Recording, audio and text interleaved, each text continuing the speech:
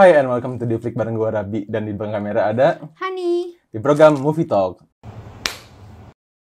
Movie Talk adalah sebuah program di mana kita akan mendiskusikan dan membahas satu film yang sudah kita tonton dan tentunya menarik untuk kita bahas ya Han ya. Iya, benar. Pada episode Movie Talk kali ini kita akan membahas film apa Han?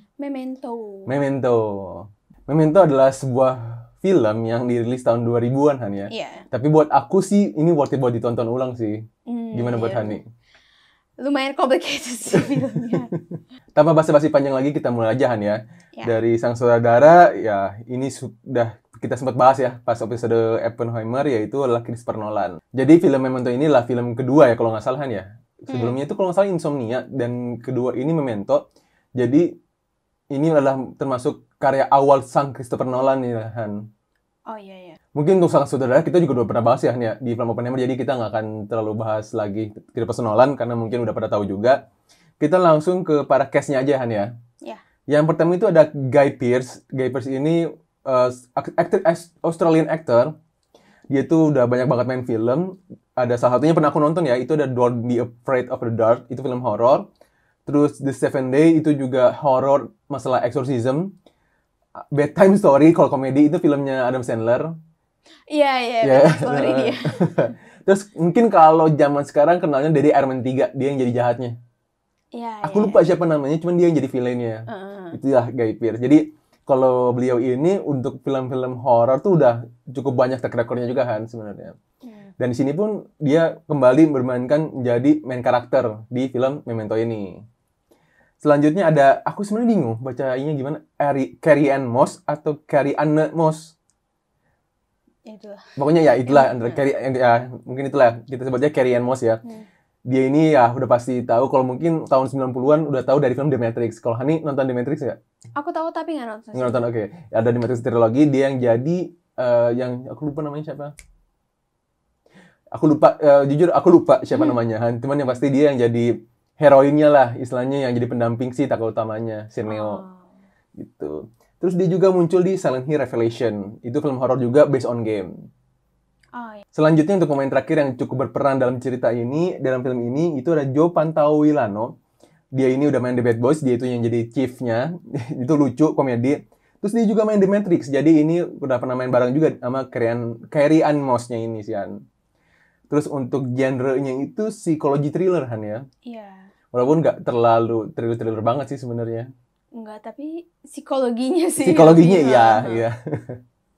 Terus selanjutnya mungkin setelah udah cast-nya udah, genre udah, selanjutnya sinopsis akan dibacakan oleh Hani. Silakan Hani. Oke, untuk sinopsis dari film Memento ini, dia bercerita tentang seorang penyidik asuransi bernama Leonard Shelby atau dipanggilnya Lenny. Nah, si Leonard ini kena penyakit amnesia akut. Jadi amnesia yang dimana dia tuh cuma punya ingatan jangka pendek. Jadi ketika dia lupa nih, di beberapa menit setelah dia melakukan sesuatu, dia lupa, dia nggak bisa membuat ingatan baru. Ya udah gitu, ingatan dia tuh stuck.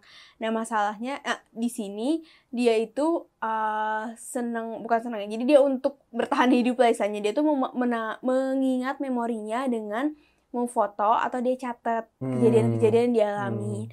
Nah si Leonard ini punya masalah, yaitu dia tuh pengen menyelidiki kasus pembunuhan istrinya. Jadi istrinya ini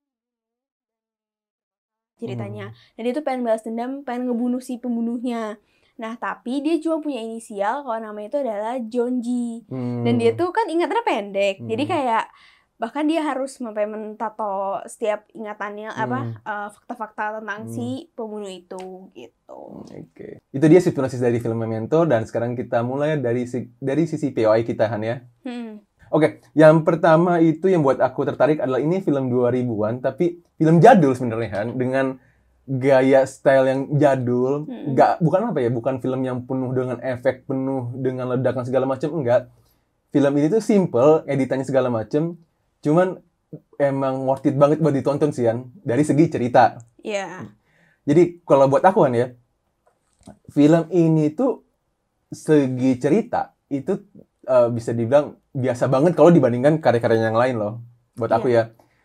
Tetapi yang jadi unique point di sini adalah gimana caranya sebuah cerita yang biasa dikemas menjadi luar biasa. Jadi kita tuh nonton tuh kayak nggak sia-sia. Walaupun memang ceritanya biasa, tapi pembawaannya, perencanaannya itu Itu bukan main sih, Han. Iya, aku awalnya kayak apaan sih ini film, maksudnya kayak pusing banget. Tapi begitu di kayak 1 jam pertama lah, atau 30 menit pertama lah. Nah terus di 1,5 jam selanjutnya, aku malah mikir kayak, oh ini tuh film keren. Aku mikir bukan dari ceritanya, tapi bagaimana cara dia mendirectnya. Ya pasti dia ngedirectnya susah banget, karena kan dia backward kan jatuhnya. Terus berarti ini spoiler alert ya, lupa tadi di awal. Oke. Jadi dia tuh filmnya kan maju mundur. Maju mundur tuh bener-bener sepersekian menit doang gak sih, kayak jadi gitu ceritanya rada-rada bikin pusing. Tapi pas dipikir-pikir ini kalau yang directnya susah sih dari segi ceritanya. Karena ya itu dia yang Hani bilang, soalnya ini ceritanya tuh backward. Iya. Jadi yang kedua POI dari aku adalah kita itu justru di awal film ditunjukin akhir dari sebuah cerita. Iya. Sedangkan di akhir film adalah kita diceritakan di akhir cerita kita diceritakan awal ceritanya. Iya. Jadi istilahnya itu backward.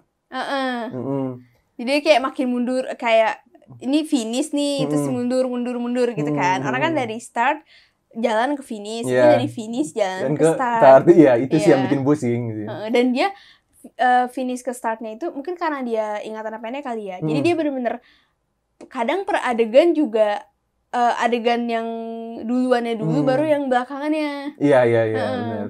Itu sih karena film ini bikin mikir sih, Han. Ini film kayak gini sih yang bikin aku suka sih, Han. Film yang kita bikin mikir. Jadi nggak cuma cerita doang, jadi dia fokus ke pembawaan cerita itu kan. Iya, dia psikologi banget sih. Ini psikologi banget sih. Dan kita tuh dibikin gimana caranya, kita selalu ingat dari awal sampai akhir itu gimana. Kalau misalnya kita miss sedikit, udah itu bubar. Kita nggak akan paham ini ceritanya tentang apa. Dan kenapa si ini dan kenapa si ini. Iya. Tapi mungkin buat orang awam nonton ini mesti 2 kali nggak sih? Kalau aku sih sekali cukup sih.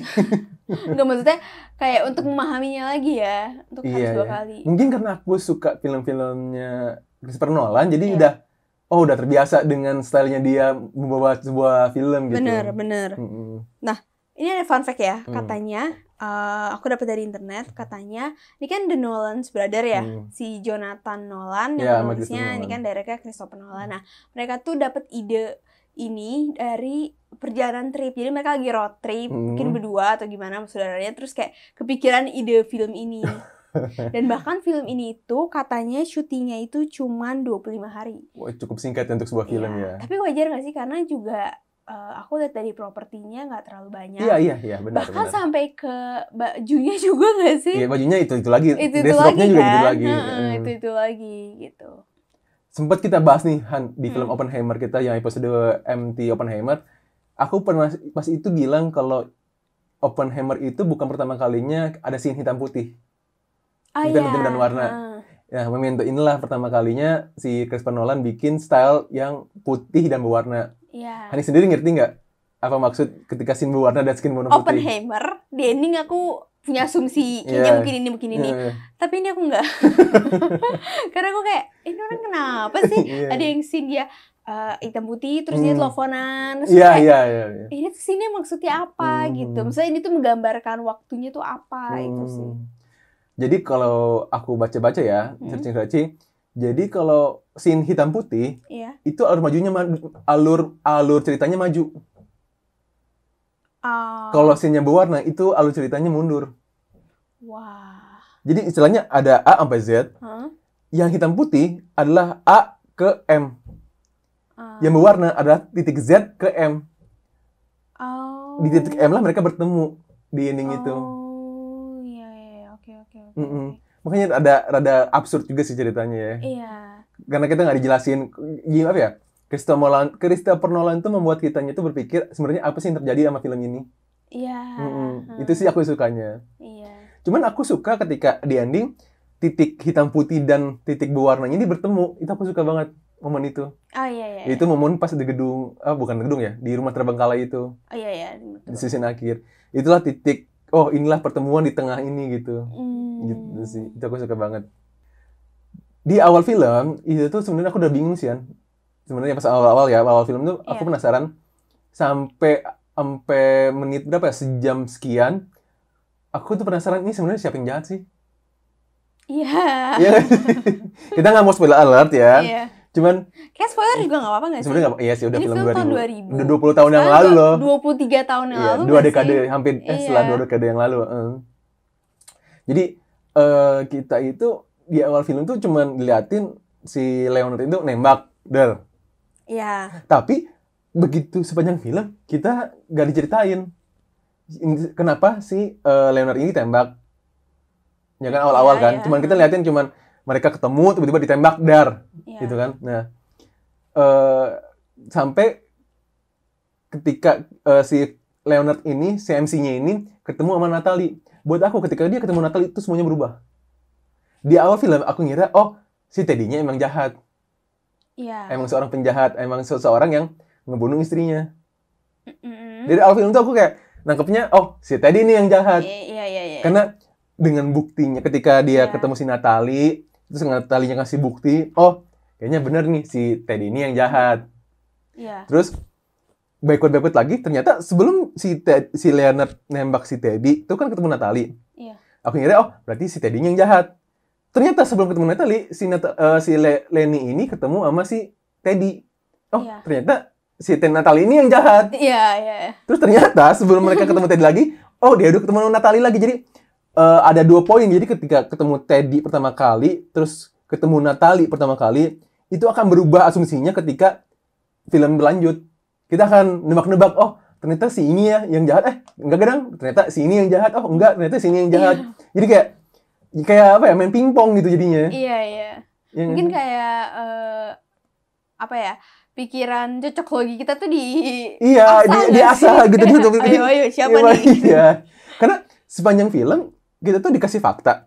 Taunya di dalam film menit berikutnya tuh dikasihkan fakta yang baru sehingga yang fakta yang lama ini tergusurkan gitu. Iya. Oh ternyata fakta yang baru, ternyata fakta ini adalah yang paling kuat. Iya. Terus tiba-tiba ketika kita udah percaya di satu titik, oh ternyata alur ceritanya seperti ini ya, dipatahkan lagi lah dengan fakta yang selanjutnya gitu. Iya, bener-bener. Complicated sih. Complicated banget sih buat aku.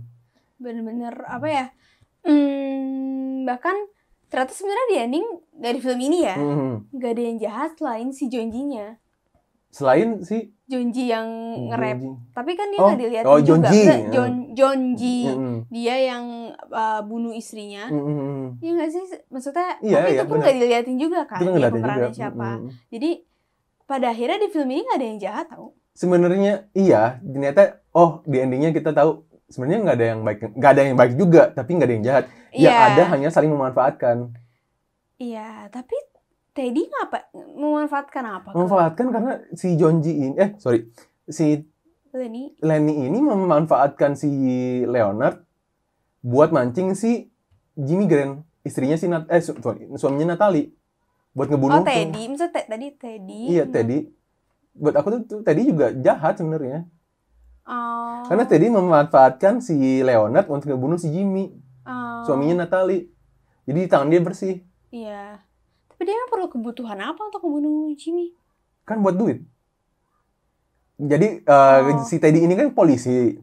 Cuman entah kenapa dia ngomongnya sih kan dia sebagai penyamaran kan. Iya. Penyamaran sama pengedar narkoba. Iya. Nah, yang ketangkep ya si Teddy ini janjiin si Jimmy ada obat apalah itu yang nggak bisa kita sebut. Nah, ngejanjiin obat, si Jimmy ini mau ngebeli obatnya dari si Teddy. Oh iya, karena si Jimmy itu kan drug dealer. Iya, drug dealernya. Sebenarnya yang mau belinya sih. Iya. Nah, tapi entah kenapa si Teddy-nya ini pengen ngebunuh si Jimmy. Tapi dengan memanfaatkan si Leonard dengan kekurangannya ini. Dan dibuat seakan-akan itu ada Jonji. Iya, seakan-akan itu Jonji gitu. Iya. Dan sebenarnya kita kan kalau nggak salah tuh Teddy ngomong udah banyak beberapa Jonji-Jonji yang lain. Iya. It means kalau misalkan di setiap kota, pertanyaan aku, si Teddy ini apakah memanfaatkan si Jonji atau dia cuma ikut alur cerita, alur kehidupan si Leonard ini? Oh, iya juga. Bisa juga dia memanfaatkan. Bisa juga dia memanfaatkan buat dia naik promosi segala macam. Iya. Atau dia cuma baik pengen ngebantu dia doang gitu. Iya. Film ini emang bikin mikir banget sih. Ya sebenarnya ceritanya simpel, tapi pembawaannya itu sih yang luar biasa. Dan susah loh ngedirect mundur itu. Iya, Malah mundur bener. itu. Gimana caranya momennya bisa pas banget. Bisa pas banget gitu. Aku tuh mikir kayak, aduh kalau si Leonard ini hidup di zaman sekarang ya, mungkin dia bisa pakai handphone. Iya, bisa pakai HP. Untuk moto-motonya. Tapi kan kalau misalnya zaman Dulu kayaknya ya logis aja sih pakai Polaroid gitu. Gitu. Oh, terus fun fact, si Stephen Tobolowsky yang main jadi Sammy James. Oh, itu suaminya yang itu ya? Iya, sakit ya? Dia itu emang pernah mengalami amnesia tau. Jadi dia emang tahu gimana actingnya gitu ya. Mungkin dia berpengalaman kali ya. Kalau menurut Kabi endingnya kayak gimana? Ini gimana maksudnya, kita ceritain dulu atau opini aku aja nih? Kita ceritain dulu terus kasih opini. Oh, ceritain dulu ya, oke. Jadi di ending ini kita dikasih tahu kalau ternyata pembunuh istri si Leonard ternyata pembunuh itu sudah mati. Dan ternyata jeng istri Leonard itu ternyata tidak mati, dibunuh oleh John G. Iya. Tetapi dia nggak dibunuh sih. Secara tidak langsung dibunuh oleh si Leonard sendiri. Jadi si istrinya ini, sosok istri yang diceritakan sama Leonard kepada orang-orang, istrinya Sammy, itu adalah kisah dari Lenny itu sendiri. Jadi ketika Lenny menceritakan ke orang-orang ingat Sammy Rankins, ternyata sebenarnya itulah ceritanya dia sendiri. Tapi dia nggak pengen memanipulasi ceritanya, manipulasi dirinya sendiri. Ya, manipulasi dirinya sendiri. Iya. Itu tuh diceritain sama si sang Teddy. Jadi pas akhir-akhir ketika si Leonard mau ngebunuh seseorang, ketemu si Teddy-nya ceritalah kalau ternyata istrinya pun pas itu selamat dari perampokan itu. Terus si John G ini ternyata sudah ketemu sama si Leonard, dan Leonard sudah ngebunuh si John G ini sebenarnya. Kenapa? Aku nggak mikir kalau istrinya udah selamat loh. Kayaknya aku kurang detail deh. Aku pikir istrinya tetap mati di situ. Enggak, selamat. Oh. Tapi si Teddy bilang istrinya selamat, tapi si istrinya itu tidak bisa menerima kenyataan kondisi si Leonard ini. Selayaknya ceritanya si Sammy Rankins. Iya. Istrinya. Nah, karena si Teddy ngomong si istrinya ini diabetes dan Sammy tidak punya istri. Iya, kalau Sammy memang dia adalah pembohong. Dia itu penipu, pembohong gitu buat dapetin asuransi. Iya. Tapi sang istri itulah istrinya Leonard itu sendiri. Dan yang diabetes, yang disuntik berkali-kali itu adalah si istri Leonard. Aku lupa siapa namanya sih itu. Oh iya, sih lupa aku juga. Nah, si Teddy udah berusaha ngeyakinin. Teddy berpikir, sama sih aku juga berpikir, kalau sebenarnya si John G ini mati, udah ketemu, harusnya udah clear. Teddy berpikir kalau misalkan pada saat itu Teddy mempertemukan dengan si Leonard, si John G ini, terus udah membiarkan si Leonard membalas dendam, Teddy berpikir semuanya udah clear, semuanya akan kembali dengan normal si Leonard ini. Tetapi tidak, ternyata Leonard ini emang udah akut short term memorinya, dia tidak bisa mengingat. Bahkan dia tidak bisa mengingat kalau ternyata pembalasan dendam dari istrinya tuh sudah berakhir. Nah, walaupun udah berakhir, Leonard ini entah kenapa dia tidak mau menerima kenyataan itu. Kenapa? Karena si Teddy bilang file-file yang udah Leonard punya, itu hilang 12 page, 12 halaman tuh hilang. Iya. Siapa yang ngilangin? Si Leonard itu sendiri. Istilahnya si Leonard ini sebenarnya tuh sudah berhasil menjalankan misinya, balas dendamnya. Cuman ketika dia sudah beres menjalankan balas dendamnya, dia itu tetap pengen mengenang momen-momen itu. Iya. Dia menstimulat dirinya kalau ini belum selesai. Karena aku nggak tahu, mungkin aku ngerasa kayak dia itu butuh alasan untuk hidup. Iya, kalau aku sih ngerasa gitu. Iya nggak sih? Dia butuh kayak pengalihan. Butuh pengalihan, distraction segala macam. Karena mungkin saking dia cinta sama istrinya, terus tapi ya udah dia nggak bisa ketemu, jadi ya gitu kayak karena istrinya udah meninggal. Kan istrinya udah meninggal. Iya, jadi misalnya karena istri udah meninggal, ya nggak bisa ketemu lagi sama istrinya, jadi kayak rasa apa ya, kayak rasa penyesalannya dia sama rasa dia nggak terima nih kalau nggak ada istrinya lagi di hidup. Ya akhirnya dia buat pengalihan itu. Pengalihan dengan cara ya udah dia seakan-akan dia suka bikin catatan kan yang tadi Hani bilang, bikin catatan atau nggak bikin nato segala macam. Itu sengaja supaya ketika ingatannya hilang terus balik lagi dia ngelihat tatonya segala macam, oh ternyata misi gue belum beres. Iya, itu sengaja.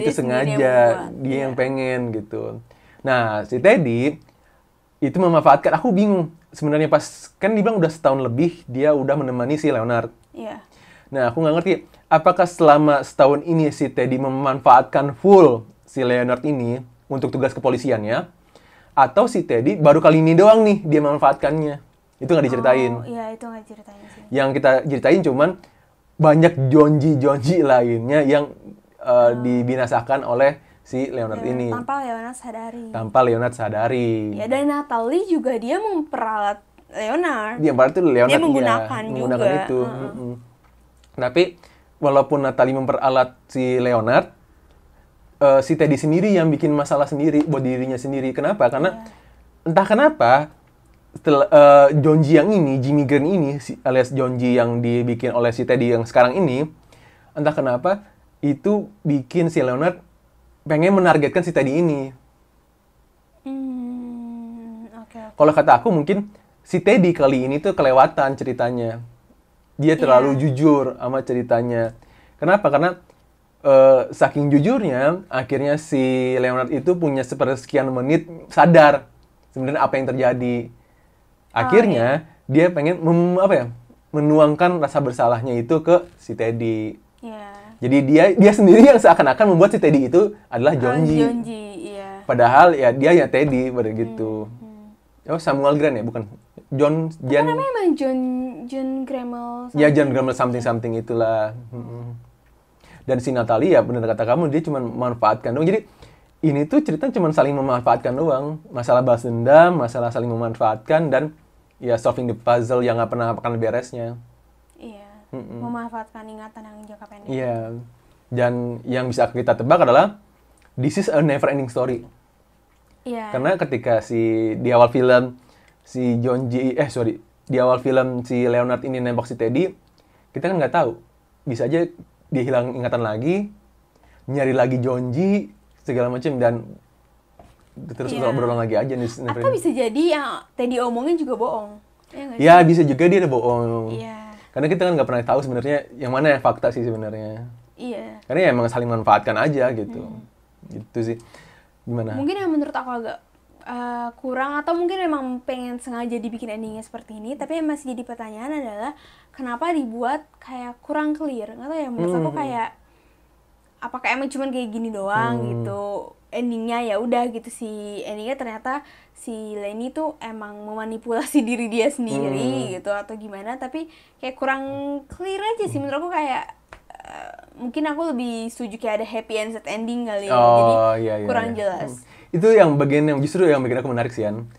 Ketika yang pertama gini, maksud aku menarik adalah yang pertama ketika orang bikin alur mundur doang atau maju doang, si Christopher Nolan bikin alur maju dan mundur sekaligus di satu film.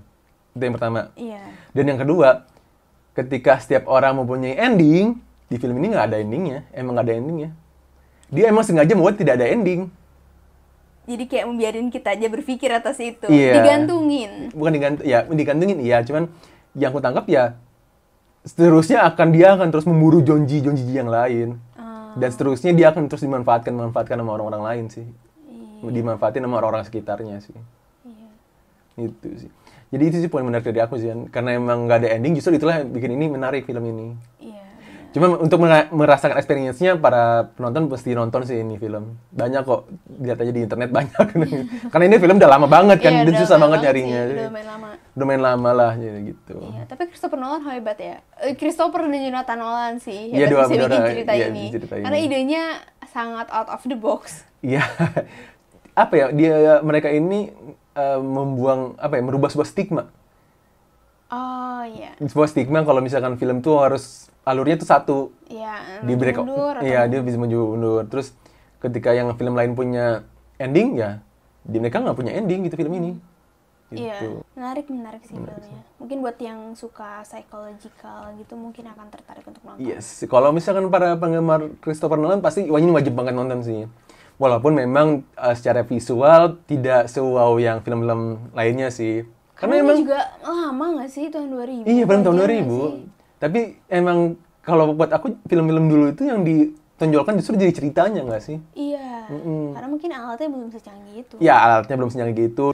Ya mungkin emang budgetnya juga kecil kalian. Karena kan dia masih baru uprising lah ya. Iya. Jadi budgetnya juga nggak sebanyak Oppenheimer gitu. Iya. Gitu. Berapa menitan?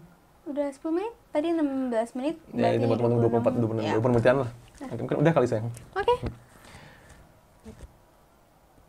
Oke, tadi kita udah bahas sedikit sutradaranya Christopher Nolan, dan mungkin di Movie Talk lainnya juga ada film-film lainnya lagi kan ya? Iya. Kayak Inception, The Prestige, Interstellar, yang mungkin kita akan bahas juga di MT Han ya. Oke. Di sutradaranya, cast-nya udah, genre udah, POI kita udah masing-masing udah mengutarakan pendapat kita. Dan mungkin sekian ya Han ya, atau ada teman lagi? Udah dari aku. Udah, aku dari gue juga udah. Sekian video dari kita. We hope you guys enjoy this video. And see you when I see you.